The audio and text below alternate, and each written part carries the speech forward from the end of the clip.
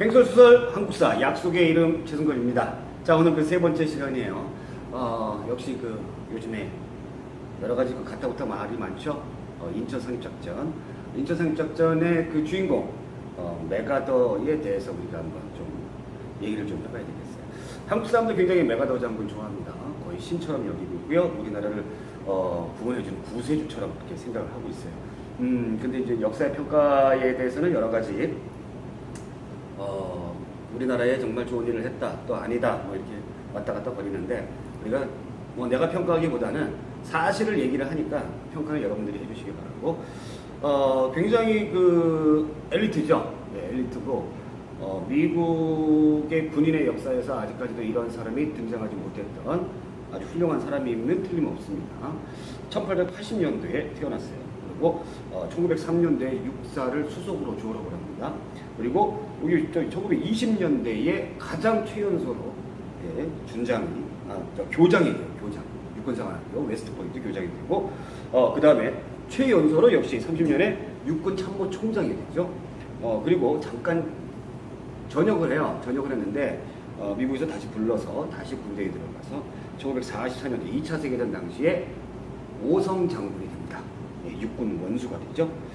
그리고 나서 이제 2차 세계대전을 이제 끝나게 되는데, 중요한 것은 우리가 2차 세계대전이 끝날 때에 뭐 나가사키 히로시마의 원자폭탄이 떨어지면서 그 일본이 그 항복을 하죠. 그러면서 이제 미군이 들어오잖아요. 그래서 남한 쪽은 이제 미군정이 실시가 되고, 북한 지역은 이제 소련군이 들어오게 되는데, 북한 지역은 뭐 우리랑 관계 없으니까 내비두고 미군정이 실시되는데, 극동군 총사령관을 하게 되면서 미군의 메가더의 그 명령을 받은 하지 준장이 우리나라 들어오게 되는데, 메가더가 명령을 한 게 있어요. 무슨 명령을 했냐면, 자기들이 좀 일을 좀 편하게 하기 위해서 친일파 청산에 관련돼서 친일파를 청산한다, 이런 부분들, 이런 것이 없게 하라. 즉 친일파를 그대로 쓸 수 있도록 당시의 군정에서 그 친일파 인사들을 그대로 활용할 수 있도록 그런 명령을 하죠. 아마 이런 부분들은 잘 모르시리라 생각을 합니다.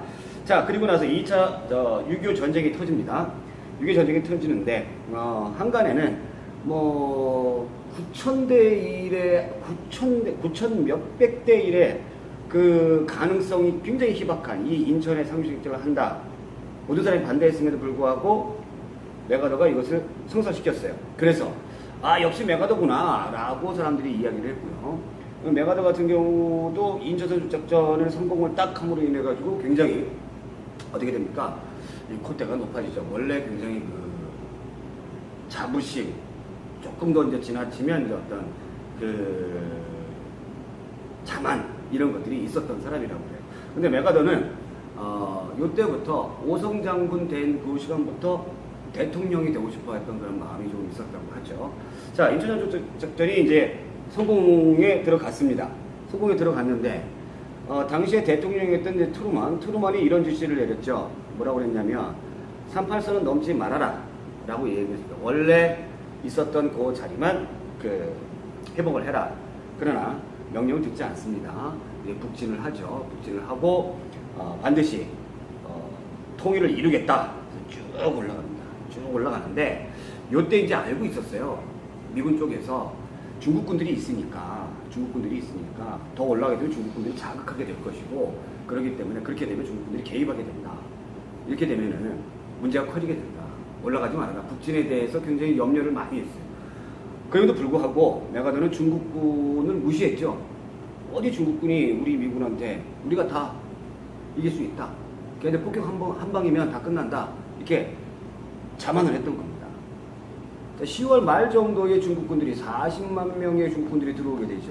속수무책으로 당하게 됩니다.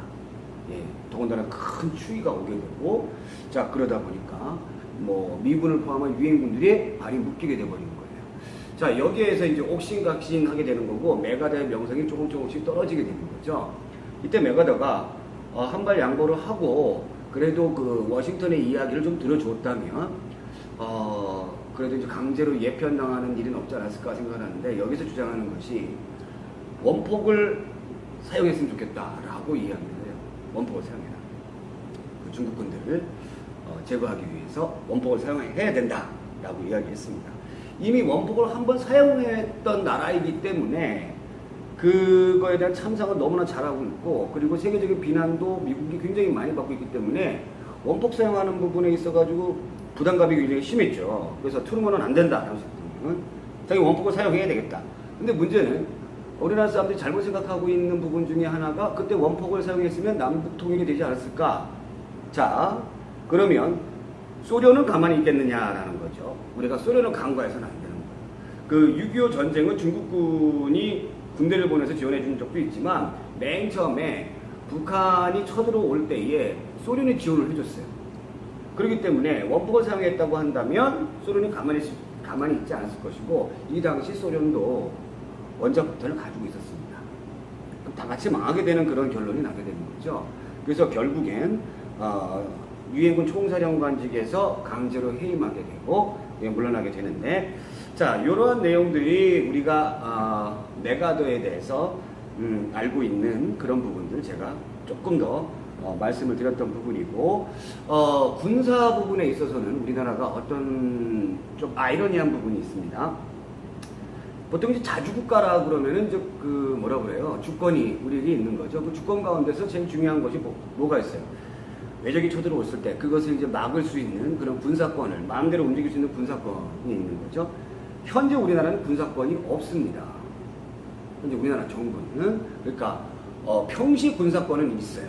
근데 전시 군사권이, 평시 군사권도 몇 년 전에 노무현 정부 때에 반환이 됐던 것이고, 그 전까지는 평시가 됐든 전시가 됐든 군사권이 없는 거예요.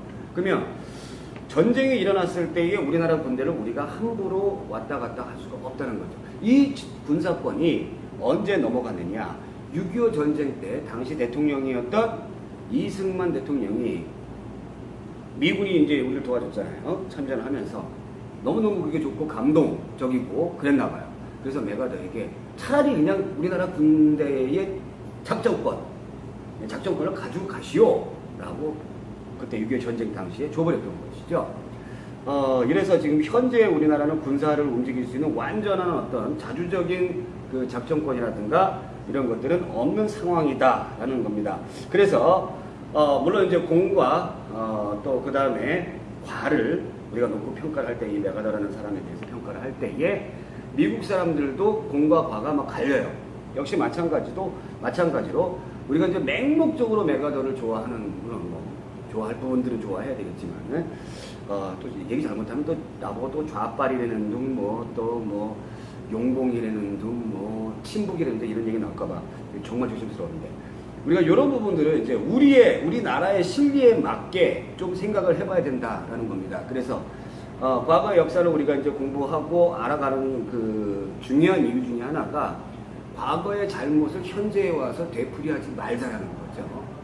그런 부분들, 그런 것이 가장 큰 역사 공부의 중요한 요점이기 때문에 제 얘기를 그런 쪽에서 차원에서 생각을 하시면 더 현명하게 역사를 잘 바라볼 수 있지 않을까라는 그런 생각을 해보게 됩니다. 횡설수설 한국사, 약속의 이름 최승건, 오늘 여기까지.